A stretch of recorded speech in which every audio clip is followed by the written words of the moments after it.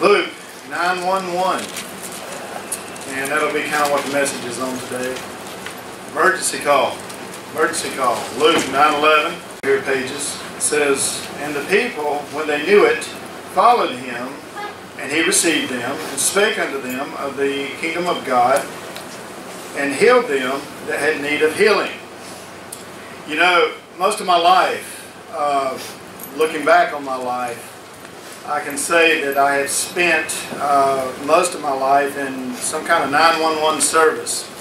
I was on the sheriff's department, I was on the police department, I was on the city fire department, and have done a lot of different calls, 911 calls, and answered them, and have come to find out that each department, you know, there were different calls. If I was a fireman, I answered a particular call. If I was a policeman, I answered a particular call. If I was on the sheriff's department, it seemed like I answered a different type of call. And through all these calls, I found that people find that crisis sometimes to them is something different. For example, we answered one call and a person had a broke toe. I mean, we had fire trucks gleaming and horns blowing and honk, honk, honk, going down the road and trying to get to this house, and traffic moving over, and you know, really trying to clear the way to get there, and finally got there, and a wife comes screaming out the door, and we thought, man, this is horrible, this is terrible. And went in there and asked the guy, I said, well, what's the problem? Where are you hurting? He said, my toe. And we said, your toe? And he said, yeah. And he said, I feel like I might have broke it. And I thought, so? Go to the hospital. They can't really reset it or anything, but what do you want me to do about it? I mean, we answered, you know, the call, and here we are, but I mean, what do you just do? Wrap it for you or something? And there's some other crazy calls that we had that I probably couldn't talk a whole lot about because they're personal calls that people wouldn't want repeated. But that guy, if you're listening on YouTube, you know who you are, and I ain't making minimum of your toe, but there's bigger things going on than a broke toe. That's right. And then we had one, you know, there was a crisis situation where a young girl, probably about 20, 21 years old, had been going down, what is that, Oleander, or yeah, I believe it's Oleander. It's right in front of Landfall, right in that area, in a very, not Oleander, but it starts with the east. What's the name of the road? Eastwood. And was going down Eastwood. She was going down Eastwood, and a car pulled out in front of her and this guy that was in the car with her, and they flipped the car over. And when they did, the windshield came in on her and just severed her head from here all the way down and peeled her face down like this, all the way down to her chin. And the sides were just completely down, and the forehead was completely gone. I mean, there was, you know, probably, and I don't mean to gross everybody out before lunch here, but you could see the white or kind of yellow colored skull, you know, that was left there.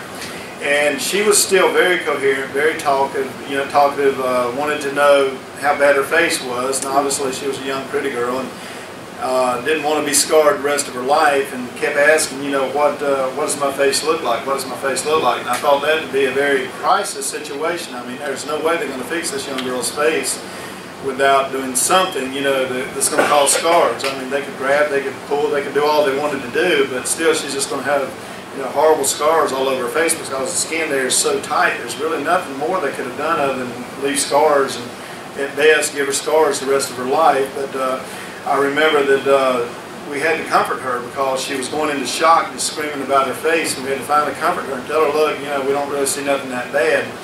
Kind of hated to lie like that, but you know, we knew that she was going to go into shock if we didn't, so we had to tell her that. So some calls, you know, they're minor, and some calls are a crisis situation. And then there are those that basically, when we get there was no more that we could do. The person had died, and I remember one particular call that I went to, and the daughter, who was probably in her 40s, and the son-in-law, who was probably in his 40s, came running and met us at the door and said that it was her mother, said Mama had stopped breathing. Mama had stopped breathing, and said, what can we do? What can we do? And so we went back there and started CPR, but I knew the lady was dead before we even went back there. We had some police officers there, we had firemen there, we had paramedics, and you know, I was the first one in the room, and first thing I done was started giving chest compressions, but there was no hope. I mean, the woman was dead, and that's probably the ultimate crisis. But everybody has a different meaning, if you will, of a crisis. And what I guess kind of fits the picture of a crisis. We got to one particular one. Not only the old lady, but another fellow that the situation was just too far. I mean, there's nothing we could do. We got there, and he was probably about 28 years old. And I remember when I came into the room where he was, a bunch of young people who had been sitting around drinking, and I think they were smoking pot and smoking marijuana and taking some drugs and stuff like this, prescribed medication drugs and stuff that the girl had that she was sharing with everybody there. He had taken all these things, and when I went back there, it was obvious he was blue because he was purple. I mean, he was gone. There was nothing that could be done.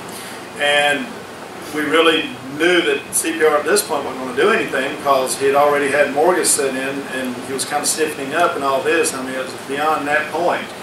And I looked, while I was looking at him, kind of observing his body, looking for foul play or something like this, I looked and half his ear was gone.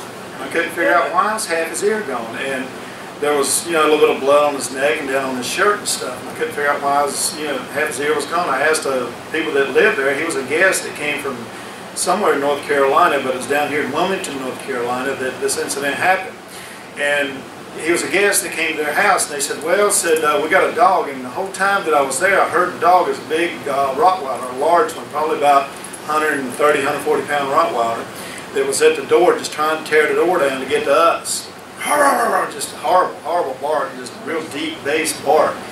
And I asked, well, what happened to the guy's ear? Why is his ear gone? And they said, well, that's why he took his drugs and all. Said that the dog had bit his ear off. He was playing with the dog, and the dog got carried away and jumped up and bit his ear off. And said, we asked him if he wanted to go to the doctor, and he said he didn't have no insurance and couldn't afford to go and didn't want to go. So, he drank a lot of beer, and he took some of these prescribed pills and smoked some pot and stuff like this, up to the point where he just laid down, and we thought he was asleep, but he actually had overdosed. He died. And again, a crisis that there's nothing we could do, absolutely nothing we could do. As a 911 worker, through the years, I found that my abilities were limited. Sometimes I could do stuff. Sometimes I could not. A broke toe, I can fix that. Here, wrap it up with a band-aid, you'll be all right. But when a man's laying there that had overdosed and has been dead for about 5, 10, 15, 20 minutes, who knows for sure, and half his ear gone and got all these drugs in, there was nothing I could do. So I am very limited to what I could do as a 911 responder. And everybody, when they call 911, they have different meanings of crisis, but their one objective is to get someone there that can help them, that can do something, something that will help them. And that's what we have the 911 system for. Now, on this particular case, where this guy's ear was bit off, his friends had called 911, hoping that there was something that we could do. Hoping there was something that we could do. Now, I kind of feel like they knew he was dead. They knew it. But they knew in order to cover themselves, they had to do something. They had to do something, and they called us in behalf of him. So sometimes people want to intercede for you. They want to help you. They want to do something for you. And they will try to call the right people to come help you. And 911 is a funny system. It really is. But it says in Luke 9:11, 9:11 if you will, that Jesus will heal you. Jesus will heal you. Amen. And I thought about this. Is there anybody that we can call that can guarantee they will heal you when you have a crisis? No matter what your crisis is, and it can be 1,000 different things. Is there anyone you can call that can guarantee you they can heal you?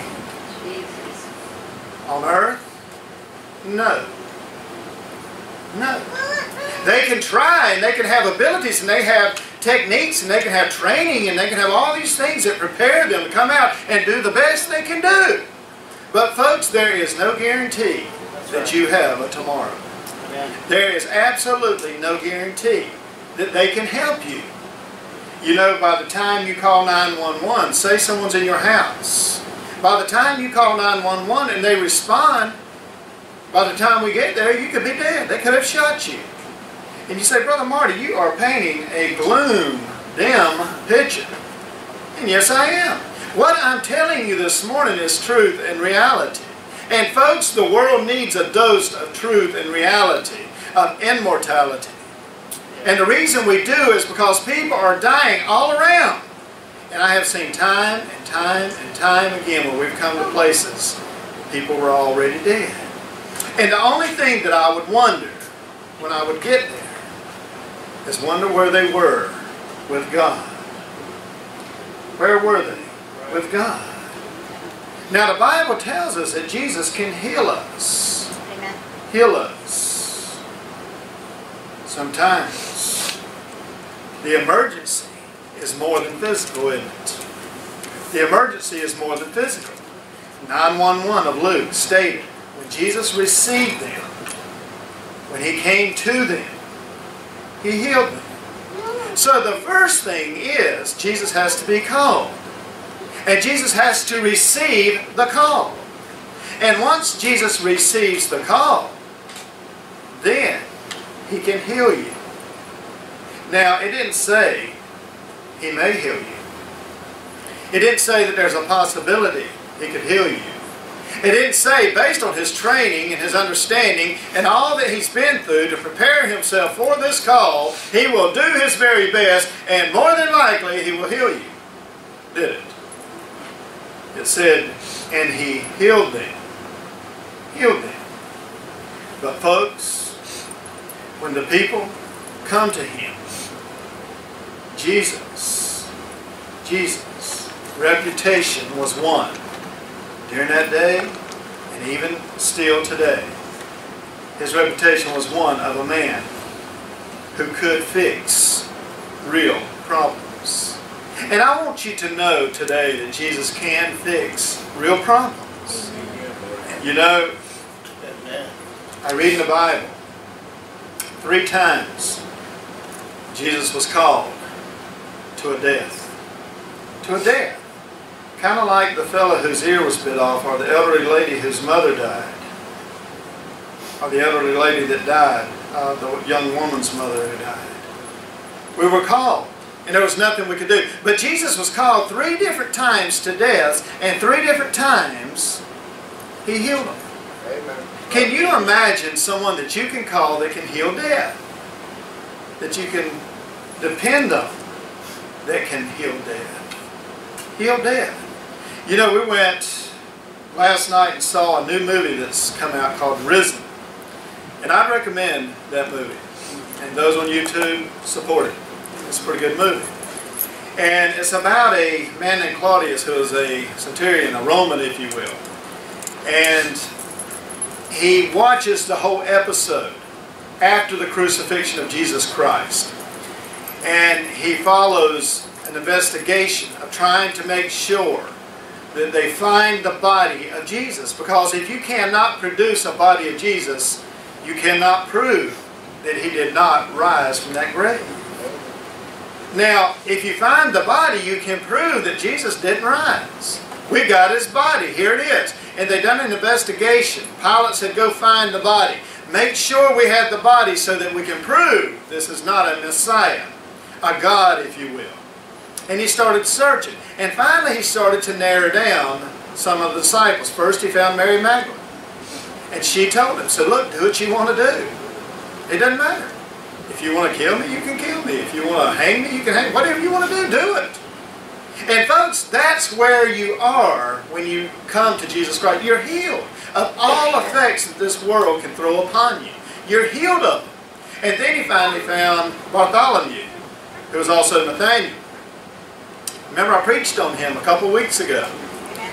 And he was about the funniest one of all. He was really just carefree. And this Roman investigated him. And he asked Nathaniel. He said, look, he said, I'm going to crucify you unless you tell me where the rest of these disciples are and where this body of Jesus is. We know you took that body. We know that you hid it. And unless you tell us where it is, I'm going to crucify you. And he said, well, have at it. Pretty, carefree about it. And the Roman kind of laughed, like, this guy really don't know what he's up against. And he took a nail and he threw it in the floor. And he went over and showed him where he was going to put him. He said, I'm going to put it here. And he pinched a nerve right there, right where it was at. Oh, he hollered like that, and he took his foot and kicked him in the ankle, and he said, I'm going to drive it right there, still against bone, he said. And he said, now, you think about this. And he asked him, he said, now, I'm going to ask you one more time. Where are his disciples? Nathaniel sat there and put his head down like he was really hurt, really scared. And he looked around the room like, this is horrible. I never really thought about how bad a crucifixion is. And he walked over to the Roman to whisper in his ear. The Roman was assured that he's getting ready to get the information where the disciples are. He reached down to the Roman's ear, and the Roman stuck his ear up there, and he said, where are they? And he said, they're everywhere. Amen. And he started laughing. And folks, we are everywhere. Amen.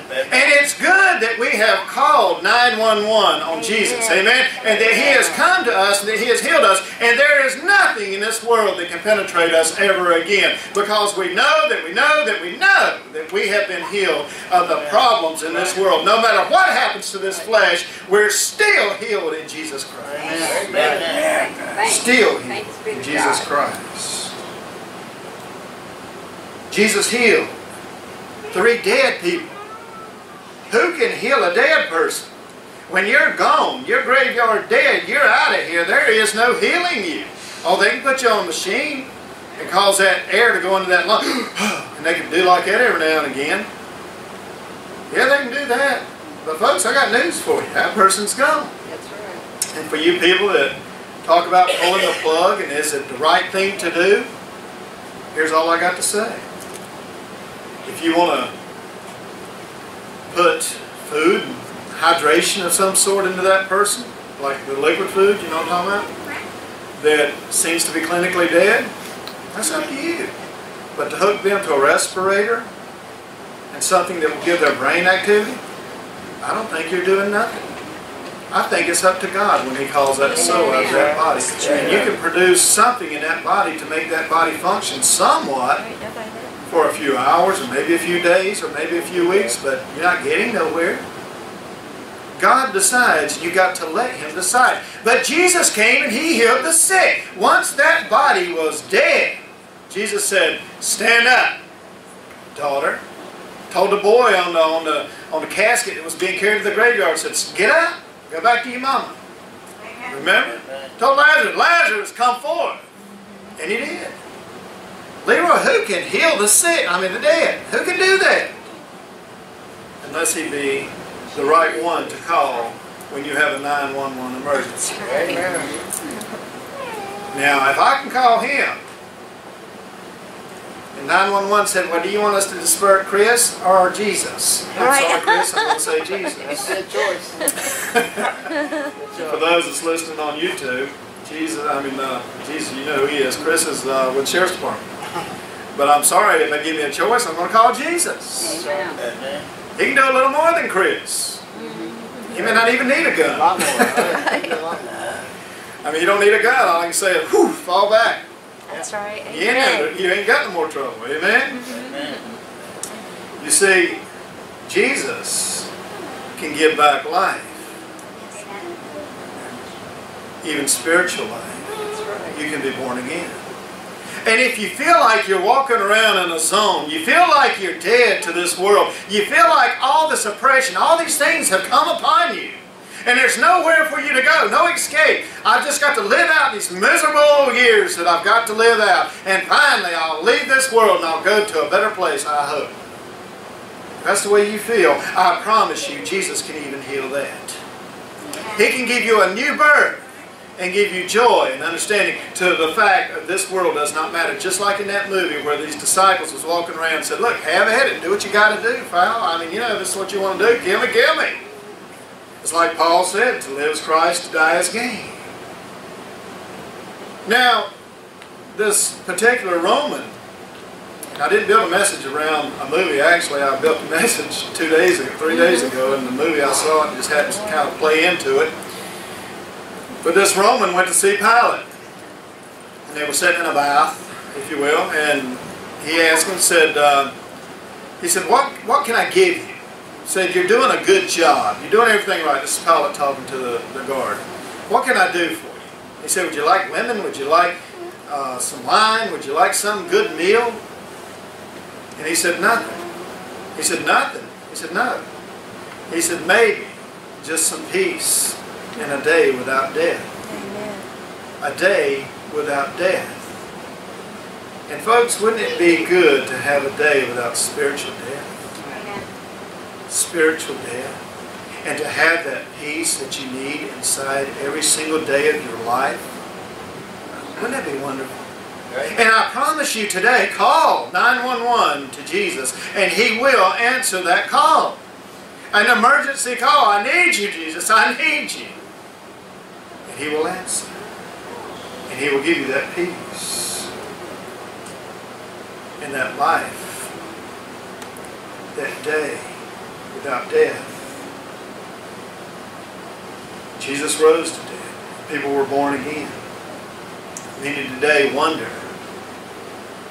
what heaven really is. And folks, I've got news for you.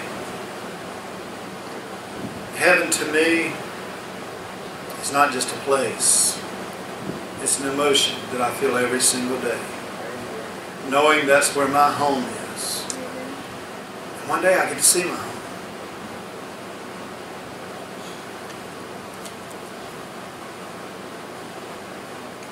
I'm not going to go there. It's too much on me right now, but I was going to tell you something, but I ain't going to. But people wonder what happened to me to get me to this place that I am. What's put this pressure on me? And why are things so bad? The world seems to own me. And I wish that I could live life in peace. I wish that I could wake up tomorrow morning and not have no problems, no heartaches, no concerns in this world.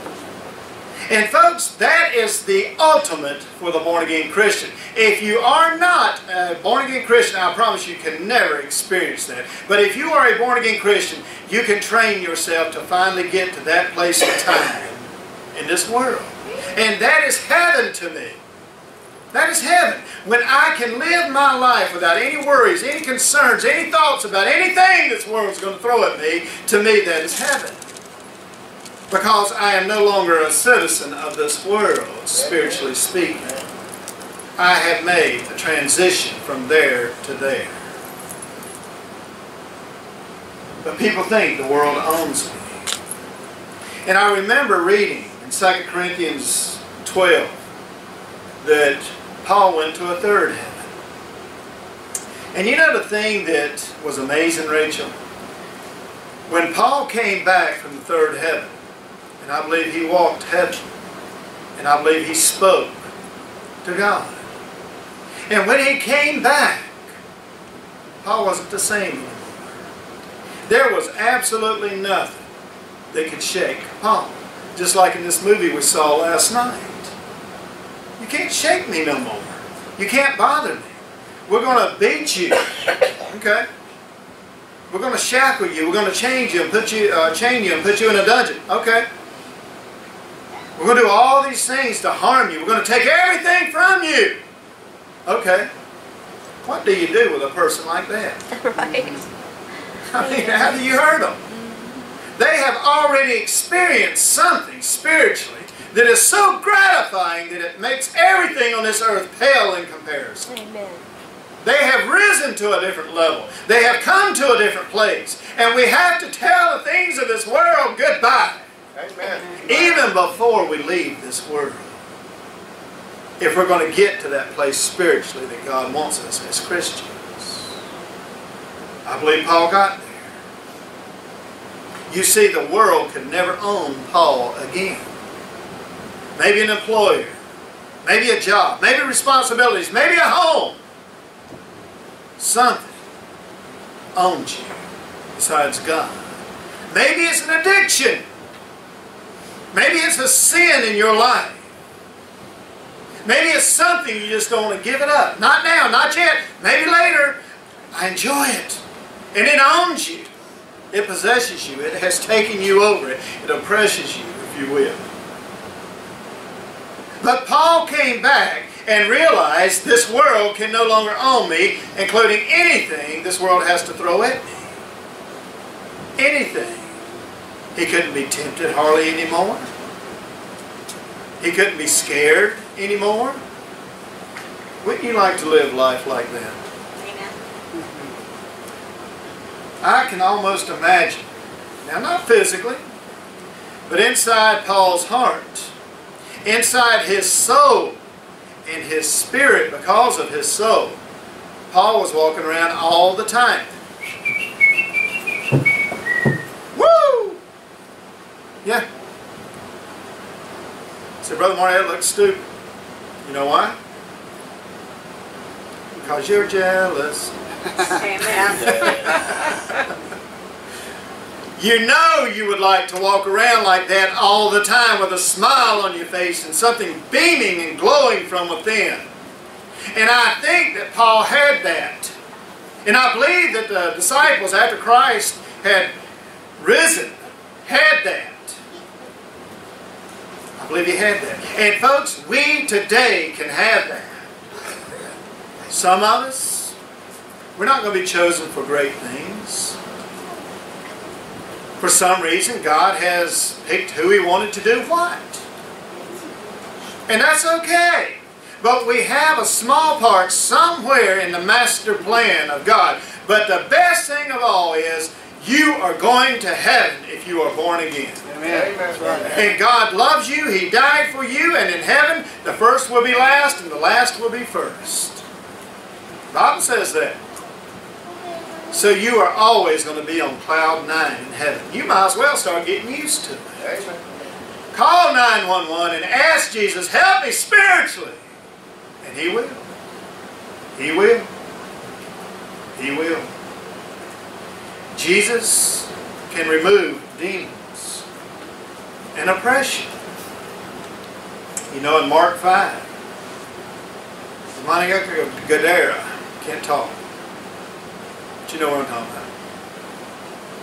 Man was demon-possessed. It says in there that he sat on a hillside crying, cutting himself all the time. Miserable. Miserable. You know, when demons come into you, they make you absolutely spiritually miserable. Miserable. This guy that we went to, and his ear was bit off. Obviously, he was in transit. He was going from one place to another, to another, to another, and trying to find a place to stay.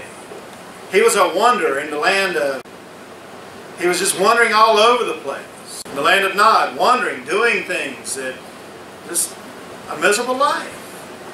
And you know, spiritually, we can get there. And demons can bring us to that point where we don't have satisfaction, where we don't have peace. Nothing's good in our lives. We're trying to find another dosage of that stuff that'll make us feel good again. Yeah. Demons controlling us. They're deep inside. They've always been miserable. Why are you seeking something to make you happy if everything's good? You're not, are you? I just can't rest at night. I was born right to start with. I don't have to be born again.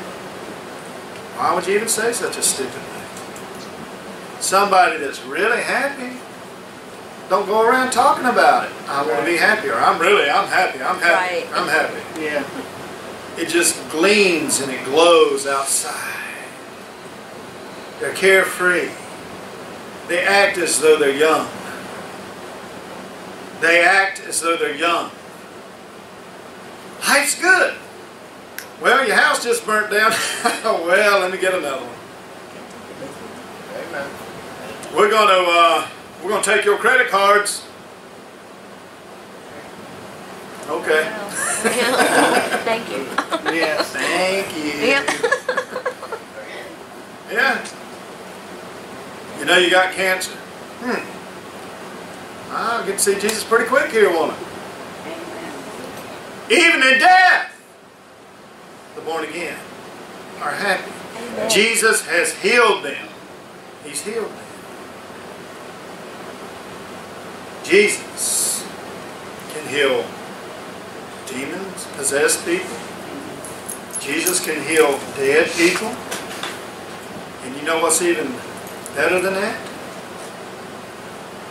Jesus can heal reputations. Reputations. Amen. And you know that's what holds most people back from becoming a born-again Christian? Their reputation.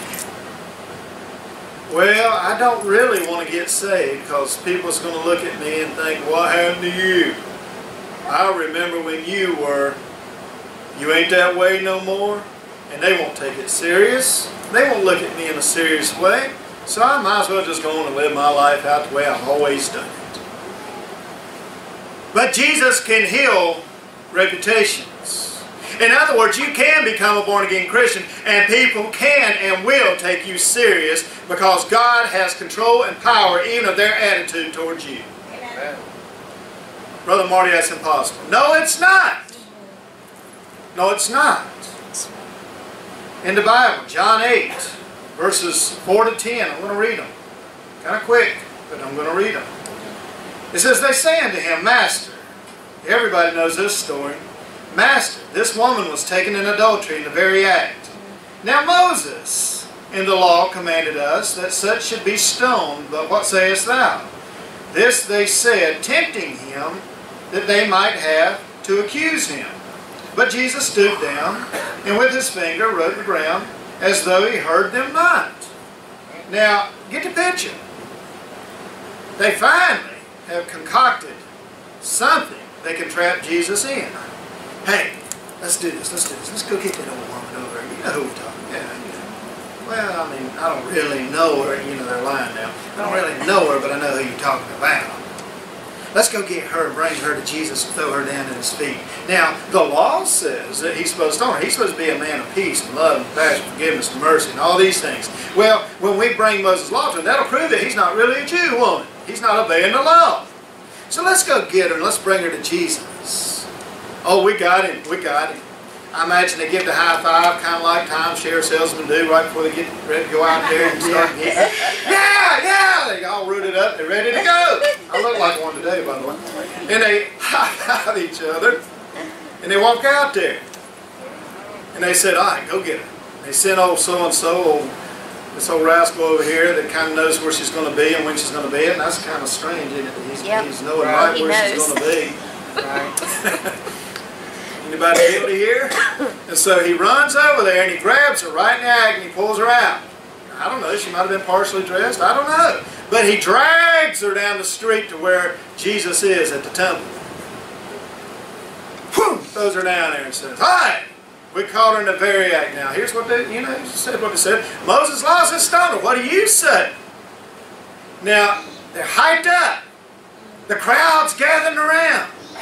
And everybody's excited. And they're waiting. Anticipation is setting in. And they're watching. They're looking dead at Jesus. And what is he doing? Yeah, it's like you don't hear him. He stoops down and starts drawing in the dirt.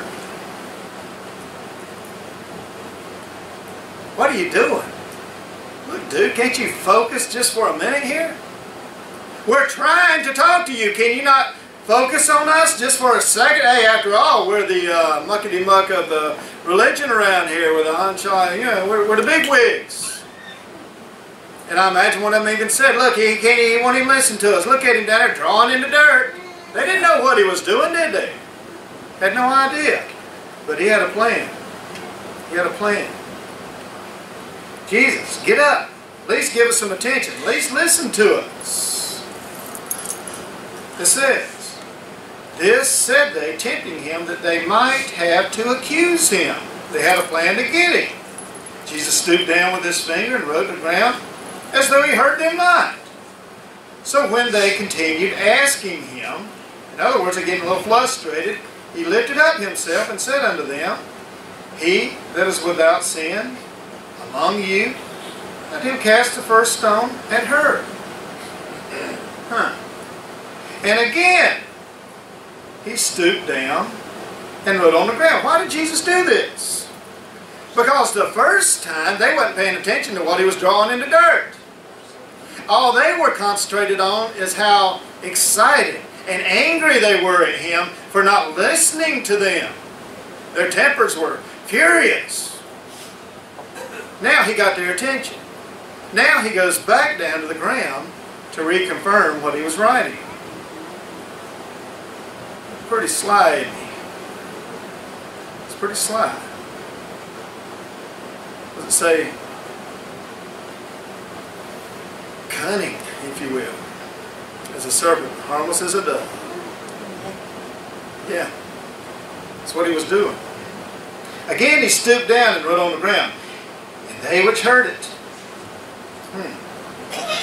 Now, it didn't say saw it, did it? It said, and they which heard it, being convicted by their own conscience, went out one by one, beginning at the eldest, even unto the last. And Jesus was left alone with the woman standing in the midst.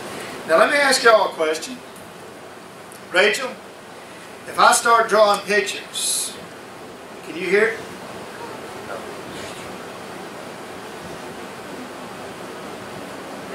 Jesus is writing in the sand and it says they heard it. You already get it, don't you? Something in here. What? Ooh, I hear that. I have just been convicted, but good. What he just wrote somehow applies to me, and I know it. Yep, that's me. I noticed that little mark he put beside it. That little initial. Yeah. That little CM got me. When he done that, I heard that. And it said they threw their stones down and they began to walk away. They left, beginning with the eldest to the youngest. Maybe they had more sin because they were older, or maybe they were a little wiser. Look, I know where this is going. I'm getting out of here. And the youngest was standing there, what? Right. What's he doing? Finally, they got it. Verse 10. And when Jesus had lifted up himself and saw none but the woman, he's looking around. Saw none but the woman. He said unto her, Woman, where are those thine accusers? Hath no man condemned thee? Verse 11 says, She said, No man, Lord. And Jesus said unto her, Neither do I condemn thee. But go and sin no more. Sin no more. He healed her reputation. Amen. In other words, now, who really can accuse? Your reputation's no better than mine. Mine's no better than yours. And God can bring that out. He can let people understand that. Look, really, this guy was no worse than I was. But it seems like he has found something. And that draws people. You see, the lie that you have to stay with your reputation so that people don't think of you as a hypocrite is straight from the devil himself. God can heal your reputation. And that makes people want what you got. That's because right. they want their Amen. reputation healed too. Who really can accuse? Can you? Can you? Can I? No. We all have bad reputations. But Jesus can heal them. Amen. Jesus can heal them. But then Jesus told her, He won't accuse her either. Amen. He won't do it either. And folks, that's a big deal. It really, that's a big deal. To come to Jesus so He can present you innocent before God the Father. Amen. Wow. You mean my reputation before God can be healed? all that you've done can be healed. The greatest miracle of all. Jesus still today answers spiritual 911 calls. He does. And heals when He gets there. What did our text say? That Jesus healed them. He healed them. Didn't say He was going to, did it, Chris? Didn't say He'd like to. How many times have you been out? I've been out many times and wished I could have done something. And had to go back and deal with the fact that I couldn't. And live with it. Again and again and again. In my thoughts and in my dreams and in my mind. Sometimes it's hard to pick up the pieces of your life and memories. And I've been through that over and over again. But I realize it was God's will. And there was nothing I could have done. Nothing I could have done. Folks, Jesus can heal you. He can heal all spiritual concern if you'll let Him. He went to a cross and He died there. Just so He could represent you. Represent you. Represent you. Have you thought about that? What more? What more could be done than a holy man represent you and present you as Him before God the Father? Jesus done that. Today, if you don't know Christ, call in prayer. That 911 call of prayer for Jesus to heal you. Confess your sin. Tell Him where you're at, what position you're in. If I go to a call, I've got to know where you're at or I can't get to you. Spiritually speaking, He's got to know where you're at. You got to confess that. And then ask. Ask in your prayer to send Jesus. Not Elijah, not Moses, not Muhammad, not Buddha. Amen. Jesus. And tell Him, I need to be healed. You need to heal me.